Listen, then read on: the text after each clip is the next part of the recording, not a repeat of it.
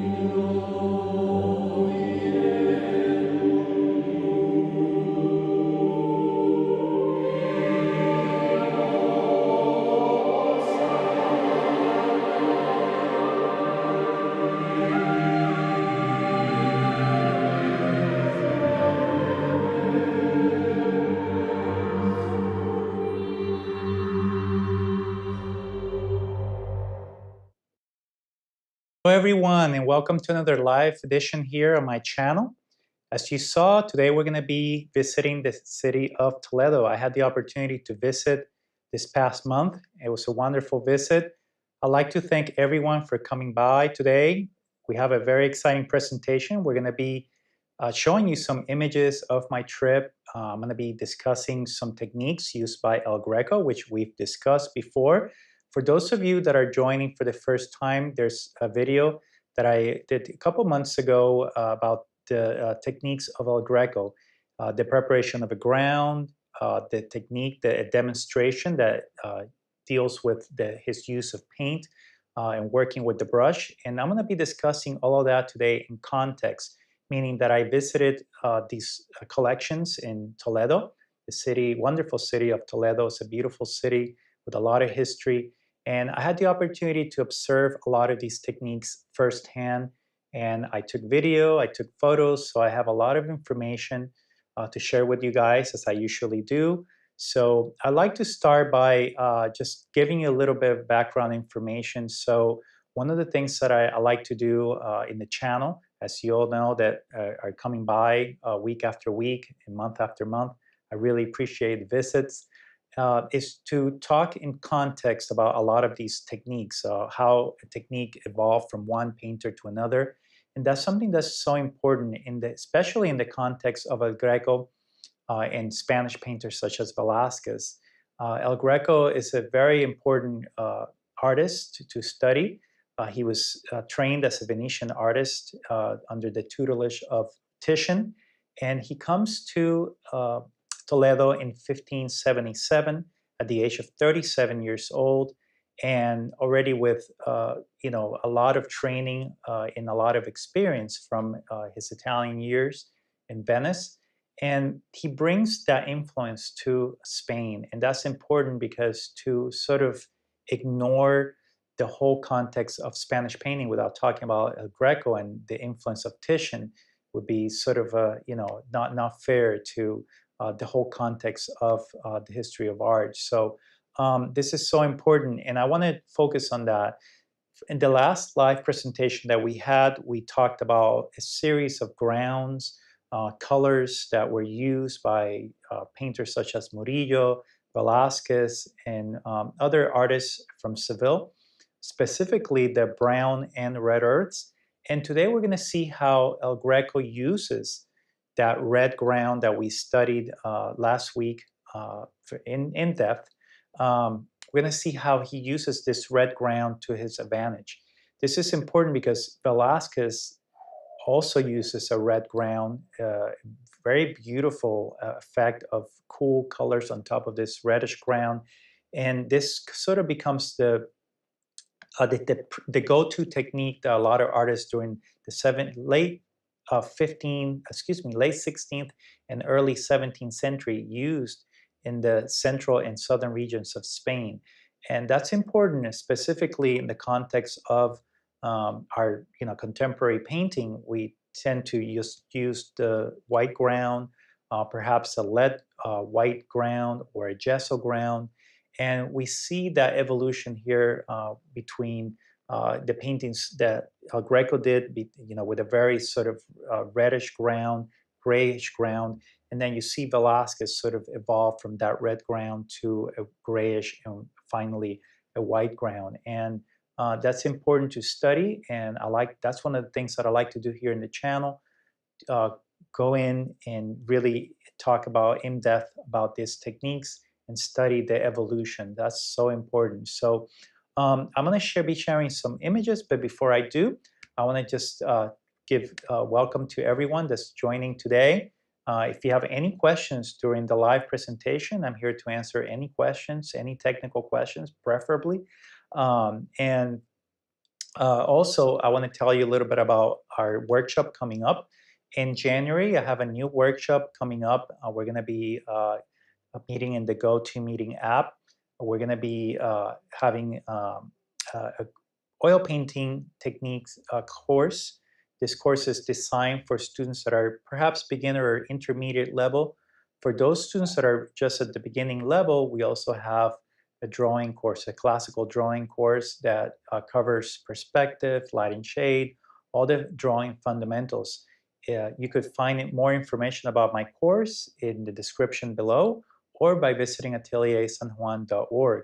For those of you that are just sort of, trying to figure out if you're interested in a course or just wanting an introductory course, you could visit Udemy, and I have some courses available there. So a lot of information. So let's just go ahead and get started. I've gathered some images for you guys, and what I'm going to do is I'm going to narrate on top of these images, and then we'll do a questions forum if you're, for those of you that have questions.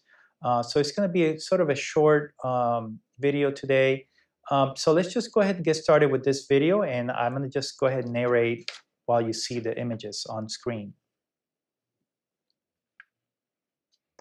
So I started my visit in the Toledo Cathedral. For those of you that have not visited Spain, the Toledo Cathedral is a wonderful place to start. It was built in 1227.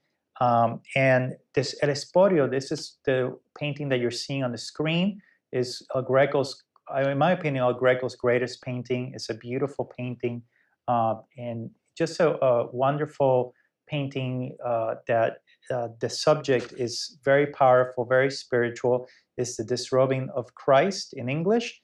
This painting is housed in the high altar of the sacristy of the Toledo Cathedral, and it was executed in 1577. It's one of the first paintings that El Greco completes when he moves to Spain, and it took him about 2 years to complete, and also an additional 9 paintings were completed for this wonderful cathedral.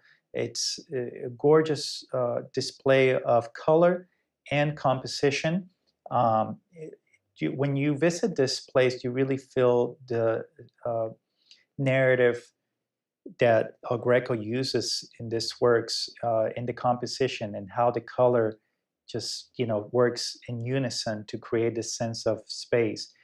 Here you have the burial of Count Orgaz in the church of El Santo Tomé. This painting is from 1586 and completed in 1587. And this is a painting that was commissioned by Andres Núñez, as the parish priest of the church. And El Greco here depicts the legend from the early 14th century of Don Gonzalo Ruiz de Toledo. And the legend, it's written that St. Stephen and St. Augustine descend from heaven to bury him in front of the present multitude of figures. He includes prominent figures from his own time, which makes the painting innovative. This is a wonderful painting that demonstrates Greco's powers as a painter. He uses composition in a very creative and innovative way by separating the heavenly part. There you see the red ground that I'm going to be talking about. The use of the red ground is all throughout El Greco's paintings. This is his go-to technique, and we're going to be talking in depth about that very technique. This is El Greco's house in Toledo as well. They house a wonderful collection of paintings, and I found this collection to be probably the most telling in terms of studying the technique of El Greco. This series of 12 paintings of the apostles and Christ, it seems like they were very executed very quickly, very rapidly. And here you see that this is a wonderful painting that you see that how Greco uses the red ground and leaves that red ground exposed around the beard. And this is something that, I mean, when I visited this collection, I was not expecting these paintings to be so loosely executed. We had done the demonstration here on the channel before, and I had studied a lot of his paintings, but I had not seen this group of paintings in particular. And I was just shocked by just the boldness of these paintings. Let's just continue the video. And here you see just this is a close-up. I was able to take some great video, and there you see the red ground just left exposed for the feather pen, and just look at how quickly the paint is applied. The red ground is used in areas. The hand, as you can see here, is unfinished. Just looks like it was just drawn in with the brush very rapidly. He's using red lake or cochineal lake there for the glazes. So you could see how they were just rapidly applied over perhaps a very solid white underpainting. And the blue is just applied right directly over the red ground. This is another detailed from another painting.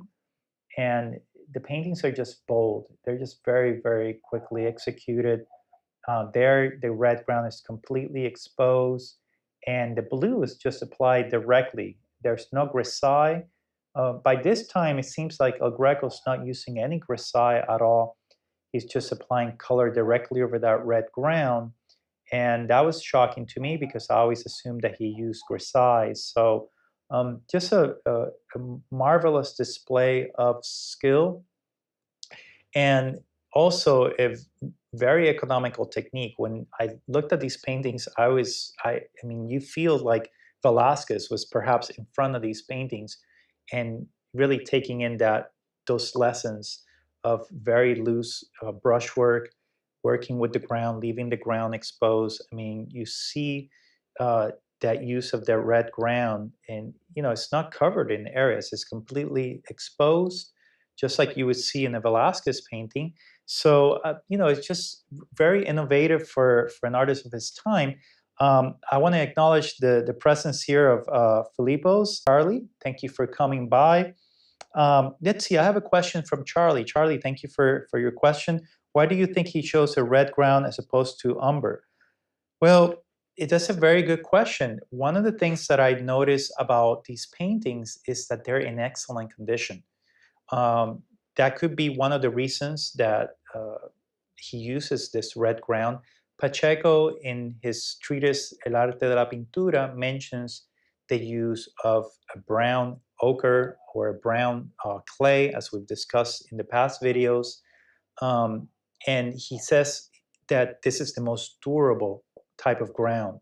And indeed, these paintings are in wonderful condition. I mean, they're not cracked.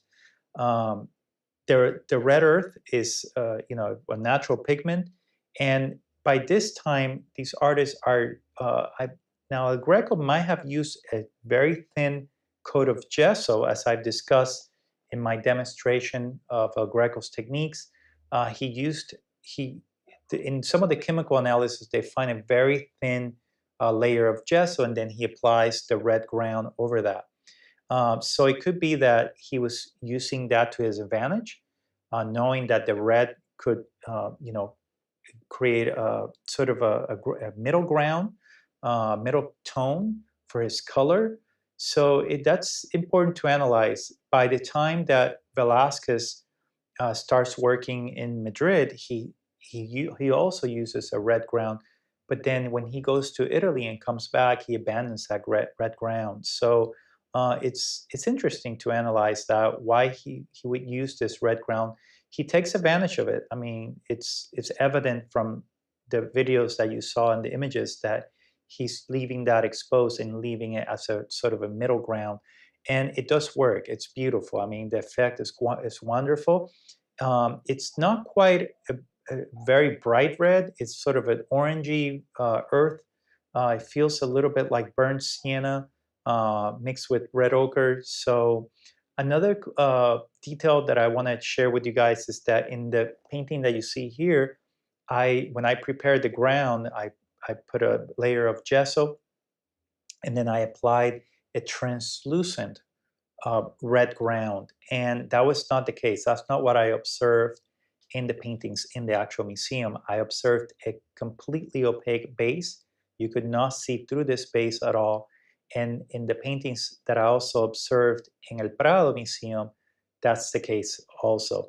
Only one painting out of all the paintings that I saw have a translucent or a semi-translucent uh, imprimatura or red base.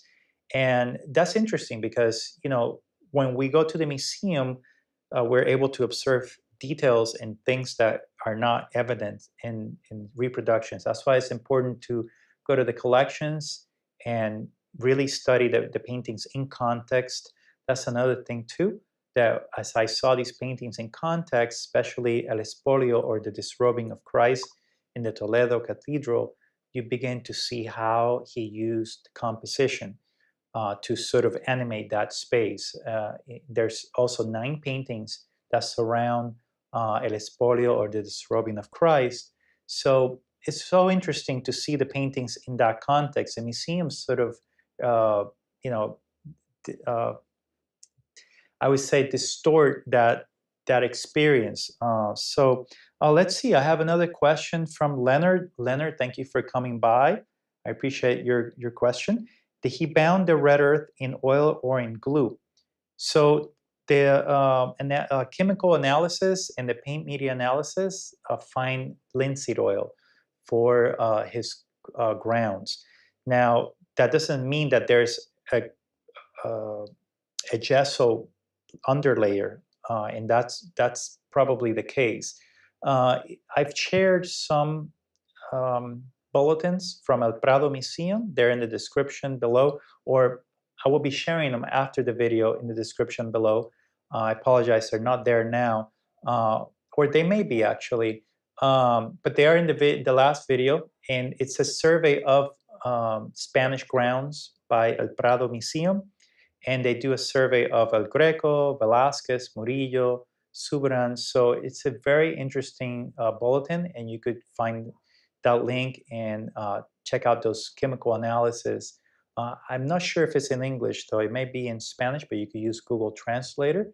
But there you see that indeed El Greco uses a gesso underlayer, or the first layer is usually gesso, and then he applies the opaque red ground on top of the gesso ground. So it's interesting to analyze that. By the time that Velazquez is working, by the time that Pacheco describes how to create an imprimatura or an oil priming using a clay or red earth, he's sort of omitted the idea of a gesso as not being very durable and cracking with time. So there's an evolution. Now, this is interesting because why would El Greco use a natural gesso ground underneath his red earth ground? Well, it's probably to give it luminosity. I mean, when you apply a color on top of a white base, the color is going to be brighter. So it's most likely that this is a technique that he employed. Also, because Venetian painters use natural gesso ground. Titian, we've discussed that before here in the channel, how Titian used gesso, and he would apply a gray priming, Now, another thing too, is this is very interesting, and I will be talking about this in the next live presentation. We're going to be visiting Madrid. Um, El Greco doesn't always use a red earth ground. Sometimes he uses a gray imprimatura or a gray ground, very opaque, not translucent like Titian. And that was very interesting. Another thing that I observed in the paintings in El Prado Museum, his altarpieces, is how he just sort of wipes the brush on the side of the canvas, and it's very interesting how he's sort of using a technique similar to Velazquez, or I guess it's the other way around. Velazquez was using a technique similar to El Greco. So you begin to see these connections between the painting of Velazquez, especially when you see all the work in context. In the church, the cathedral of Toledo, they also had a painting by Velazquez that you saw in the introduction. It's a portrait of a cardinal. And you see there the influence of El Greco, especially early on. Now, you have to imagine, early 17th century, a figure like El Greco, and Pacheco does criticize El Greco in his treatise El Arte de la Pintura. He criticizes his style for being sort of bold, and he describes it as a poor man working, a laborer working to be poor, or as they say in Spanish, trabajando para ser pobre. Pacheco writes that and is very critical of El Greco's technique because El Greco retouched his paintings many times to sort of create this sort of broken color effect, which the Spaniards, especially Pacheco, calls blotches or borrones. And he does describe that, and he's very critical. Now, the irony of it all is that his own student, Diego Velazquez, perhaps follows in the footsteps of El Greco, uh, being very influenced by Venetian art.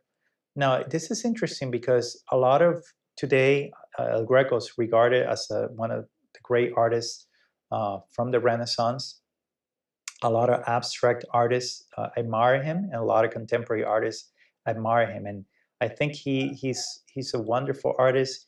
He is probably one of the most unique artists in history, and I really admire his use of color. Another thing that I observed, when studying his paintings, is how he sort of blocks in the negative space, which is a very contemporary way of working. I mean, a lot of when I was in school, the teachers would always tell us to block in the background around the figure. And in that image that you saw of it's almost like the unfinished image of this of the one of the apostles. The beard is unfinished, and you see how he just sort of uses the negative space of the background to sort of create the beard. And that's something that you don't see in a lot of artists. You do see Velazquez working with that same concept later on. And it's sort of a relationship of negative space versus positive space. This is interesting because a lot of artists from the Renaissance were working with volume, meaning that they were constructing volumes using cross contour, and meaning that the object existed, outside of the space. And you see artists like El Greco sort of break that tradition. It's so interesting to study these techniques. There's also some interesting details that I want to share with you guys as I was doing my research, and I have my notes here. El Espolio, the disrobing of Christ, there was a dispute of payment for this painting. He was only paid 350 ducats, and it was appraised at 950, and he was not paid in full for that painting. And he takes legal recourse against the church um, clergy, for payment. They also there's also a dispute saying that that they're not happy with some of the figures, and he should remove the figures in order for him to get paid. And he ends up not, abiding by any of that, which is interesting because that shows a man of integrity, an artist that is, set in his ways, that he's really um, confident of his vision as an artist. And indeed, this is an amazing work of art that I saw. I mean, this is probably one of the most accomplished paintings that I've seen. It's just so bold and just so rich in color. I want to talk a little bit also about the robe of Christ. The color is a cochineal lake. This is a color that I've manufactured here before, and it's a color that I've used for some of the demonstrations.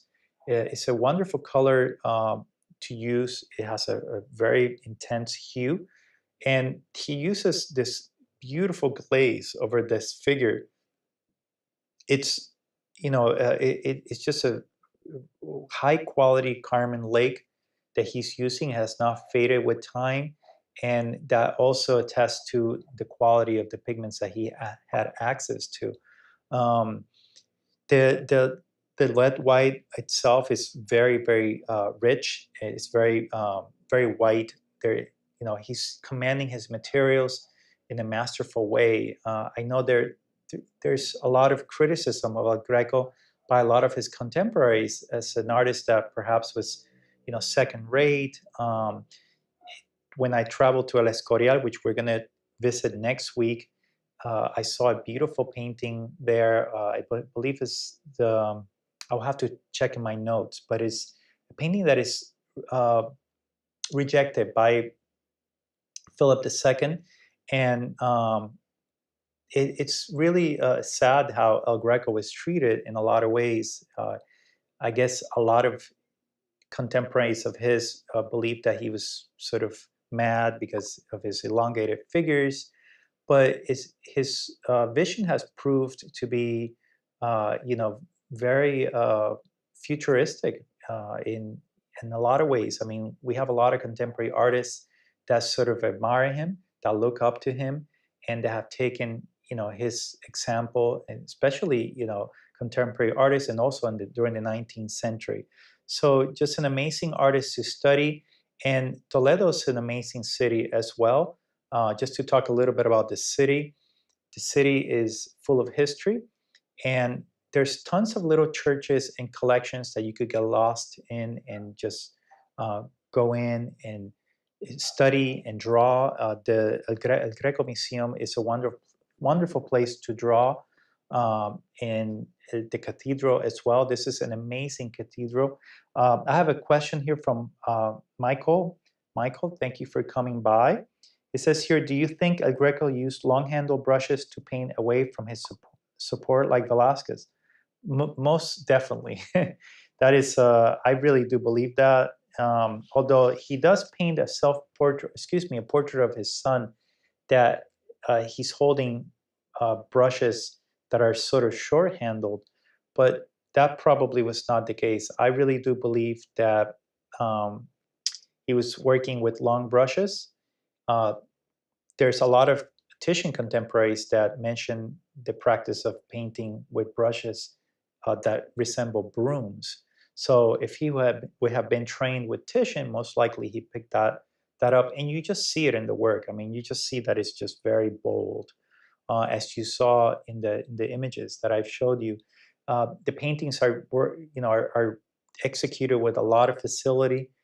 They're drawn with the brush, and I want to make a comment about this. This is interesting because today, I see this among young artists. There's sort of a return to, French 19th century academic painting, and a lot of artists are transferring the drawing and working with the tip of the pencil, working with very very controlled style. And when you look at these paintings, they sort of defy that, and I like to mention that because it's important to remember La Gran Manera. La Gran Manera was the the style of the Venetians, artists working in a marriage between diseño and colore, drawing and color. You see that in these artists: Velazquez, El Greco, Titian, Tintoretto. They're all they sort of inherited that style from Titian, and they carry the style. And also in this cathedral, you see a painting right next to a Greco, a beautiful painting by Goya. And Goya is an artist that was working during the 18th century, but he's carrying that style. Sometimes he's considered one of the last old masters, and it's because his paintings do sort of embody that marriage between colore and diseño. And what is the marriage between colore and diseño? Well, it's essentially the idea of drawing and color all in one operation. And you see that a lot of perhaps a lot of these ateliers that are working today are training the students in front of a model to sort of work with these very very sort of straight lines, and you begin by just working with very like an envelope and breaking it down. And that system is very it doesn't lend itself to a lot of movement, not like the movement that you see in Italian paintings or Spanish paintings, specifically Velazquez. So it's interesting and I'm going to be doing a live about that, contrasting both styles, the French style and the Italian style. And this is important because El Greco was a painter that was sort of embodying that idea of manera, or a type of mannerism of style, of movement, of expression. And that's something that I like to remind everyone. At the end of the day, we're out to communicate. We're out to express ourselves as artists, and these artists sort of remind us that that's an important, it's an important consideration. I mean, the idea of the execution of the work, it's just as important. It goes hand in hand with the subject. So a lot of interesting things to study, a lot of subjects that are important and we should address in the future, and certainly food for thought for future live presentations. Um, so I'm going to continue to uh, share my experiences throughout Spain. Next week, I'm going to be talking about Spanish painters in Madrid. I'm going to be working with the ideas of Pentimento and Velazquez. We're going to be visiting El Prado, although the images that I was able to gather in El Prado Museum and El Escorial are not of the highest quality, I will admit, but I have a lot of information that I want to share with you guys. And again, if there's no other questions, I really appreciate your visit. There's a wonderful community of artists that visit every week and follow me on Instagram. By the way, if you're interested in following me on Instagram, my page is Luis Borrero Art. You could follow me on Instagram and you could see there my posts. I've shared a lot of images from my trip, and we're connected with a lot of the artists that visit here. So I really appreciate the visit and your wonderful support. Again, I want to tell you a little bit about my workshops. For those of you that are interested in something more formal, you could log on to ateliersanjuan.org and check out my workshops. Remember that these are live workshops that I teach through the GoToMeeting app. So important to sort of let you know about that. It's so important. These are not pre-recordings. We meet once a week and we talk about techniques. I do demonstrations. I share full demonstrations with you guys. So, if you could check that out, log on to ateliersanjuan.org, or you could send me a private message or comment below, and I will give you the links. Yeah, a lot of information on the Udemy server also. So, yeah, we're going to continue with our live presentations. I want to thank you all for subscribing to my channel. We're growing every day, and I really appreciate the support. So I'm going to say goodbye for now, and I want to thank everyone for coming by. Have a good one. Enjoy your weekend.